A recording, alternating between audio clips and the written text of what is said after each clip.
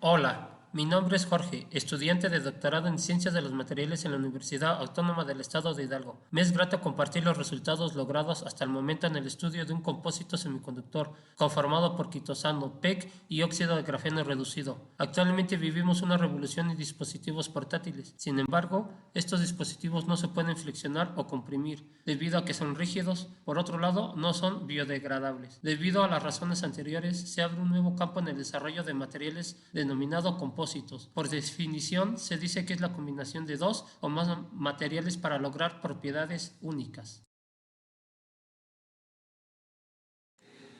En este contexto, el compósito se forma a partir de una fase continua y una dispersa. En nuestro caso, la fase continua está formada por quitosano y PEC. Ambos polímeros son biodegradables, flexibles y aislantes. Ahora bien, la fase dispersa es óxido de grafeno reducido, considerado como un material semiconductor, debido a sus características de un material compuesto como el peso reducido, fácil de fabricar, así como sus propiedades de compresión y elasticidad. Algunas de sus aplicaciones las encontramos en la área médica, electrónica textil, militar y en el entretenimiento.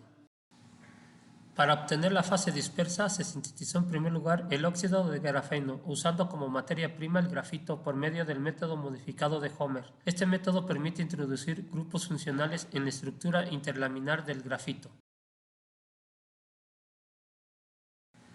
La caracterización por espectroscopía UV-Vis está basada en el proceso de absorción de la radiación ultravioleta visible con longitud de onda comprendida entre los 160 y 780 nanómetros por una molécula. La absorción de esta radiación causa la promoción de un electrón a un estado excitado. Debido a ello, la espectroscopía UV-Vis se utiliza para la identificación de los grupos funcionales presentes en una molécula. Como se puede apreciar, el óxido de grafeno presenta un pico de absorción alrededor de 232 nanómetros y un alrededor de 297 nanómetros. Para las muestras del óxido de grafeno reducido a diferentes temperaturas se puede observar que solo presenta un pico de absorción alrededor de 280 nanómetros debido a que hay menos grupos funcionales.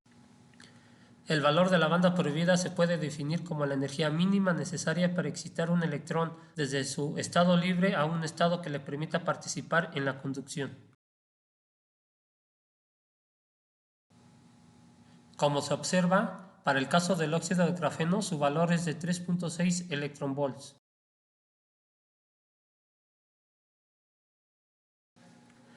Para el caso del óxido de grafeno reducido a 200 grados centígrados, su valor de banda prohibida es de 1.02 electronvolts.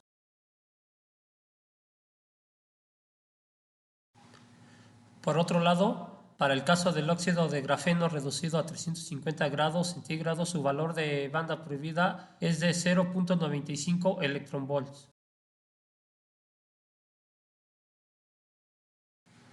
Para el caso del óxido de grafeno reducido a 500 grados centígrados, su valor de banda prohibida es de 0.8 electronvolts. La caracterización por FET-IR proporciona un espectro de reflexión de las bandas de los grupos funcionales presentes en los materiales.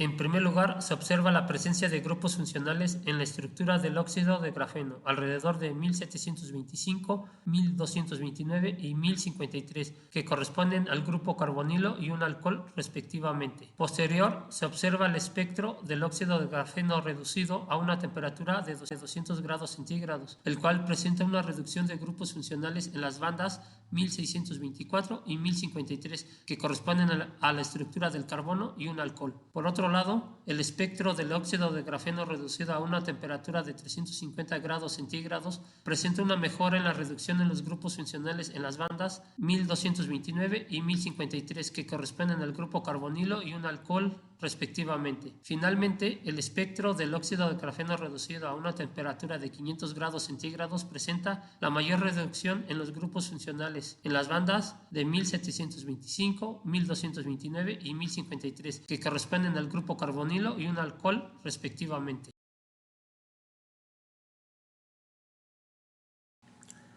Por su parte, la fase continua se obtuvo a partir de quitosano y PEC. Se puede apreciar en el espectro FET-IR que el quitosano existen 5 bandas características alrededor de 3.434, 2.919, 1.647, 1.321 y 1.066, correspondientes a hidroxilo, amino 1, amino 3 y alcohol respectivamente. Asimismo, para el caso del PEC se encontraron 5 bandas características, alrededor de 3.442, 2.887, 1.470, 1.343 y 1.106, correspondientes a hidroxilos, alcano y alcohol respectivamente.